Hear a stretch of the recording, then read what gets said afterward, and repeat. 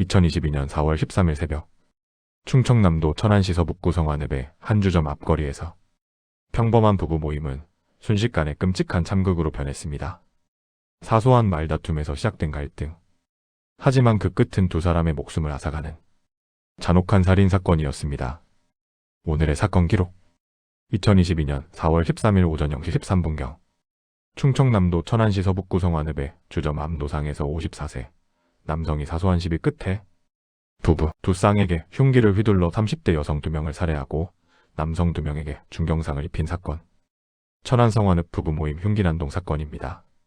본 내용은 실제 사건을 바탕으로 하여 현재까지 밝혀진 사실을 중심으로 작성되었습니다. 다소 자극적인 내용을 포함하고 있으므로 노약자 및 침약하신 분들은 시청에 유의하여 주시기 바랍니다. 지금부터 그날의 사건 기록 함께 보시겠습니다. 2022년 4월 13일 오전 0시 14분경 김씨 당시 54세는 천안시 서북구 성완읍 한 노래방 앞 인도에서 부부 두 쌍에게 흉기를 휘둘러 A씨와 D씨를 살해했고 A씨의 남편 B씨 30대와 D씨의 남편 C씨 43세에게 중상을 입혔습니다. 사건 당일 김씨는 자신의 아내, 지인 3명과 노래방에 갔다가 피해자 부부 일행 중 남성 1명, B씨와 사소한 말다툼을 벌였으며 노래방 앞 인도에서 또 다시 시비가 일었습니다. 당시 양측 일행들이 이들을 제지하고 사과하는 등으로 큰 싸움이 일어나지는 않았으며 피해자 일행은 대리기사를 기다리느라 그 자리에 남아있었고 김씨 측 일행들은 각자 집으로 귀가하며 상황이 마무리되는 듯 보였습니다. 그러나 김씨는 아내와 함께 집으로 가던 중 자신이 피해자 일행들에게 무시를 당했다는 생각에 화가 나 아내에게 먼저 집에 들어가 있으라고 한 뒤 자신의 차에 미리 보관해 두었던 흉기를 챙겨 혼자 다시 피해자 일행들이 있던 곳으로 향했습니다. 김씨는 왼손으로 담배를 피우며 태연하게 피해자 일행 근처로 접근하여 오른손으로 주머니에 숨겨두었던 흉기를 꺼내 B씨의 복부를 찌르고 놀라서 이를 말리는 B씨의 아내 D씨의 옆구리를 찔렀습니다. 이어 이를 말리려고 다가온 A씨의 심장 부위를 찔렀고 A씨의 남편 C씨도 흉기로 찔렀습니다. 급소인 심장 부위를 찔린 A씨는 그 자리에서 쓰러졌고 C씨도 흉기에 찔려 이를 막으려다 넘어지는 등 아수라장이 되었습니다. 혼비백산이 된 그때 B씨가 아내 D씨를 데리고 현장에서 급히 도망가자 김씨는 이들을 쫓아갔고 이에 도망치던 B씨와 D씨가 서로 다른 방향으로 흩어져 달리자 김씨는 이중 여성인 D씨의 뒤를 쫓아갔습니다.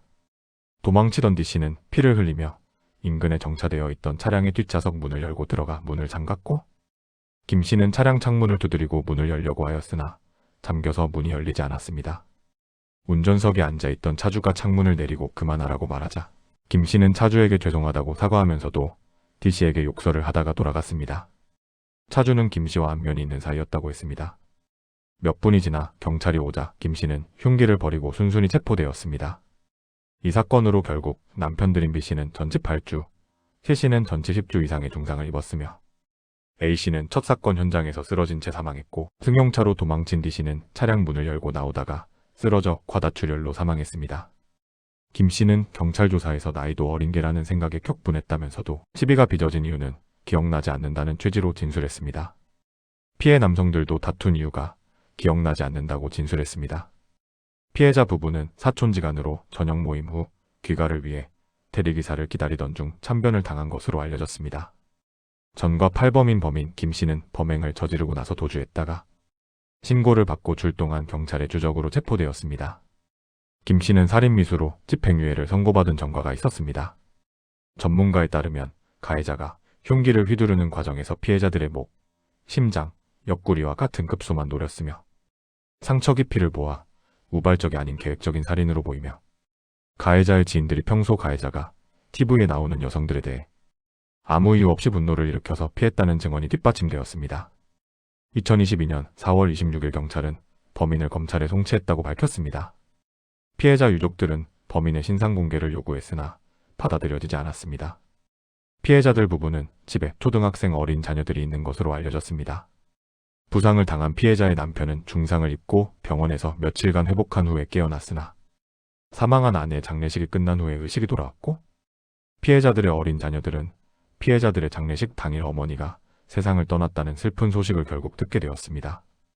청와대 국민청원에 끔찍한 살인을 저지른 범인의 신상 공개를 촉구하는 청원이 올라오고 여론에서도 매우 악질적인 범죄를 저지른 범인의 신상 공개 필요성을 주장했지만 가해자를 검거한 충청남도 경찰청은 신상공개위원회 논의를 하지 않은 채 그대로 가해자를 검찰에 송치했습니다.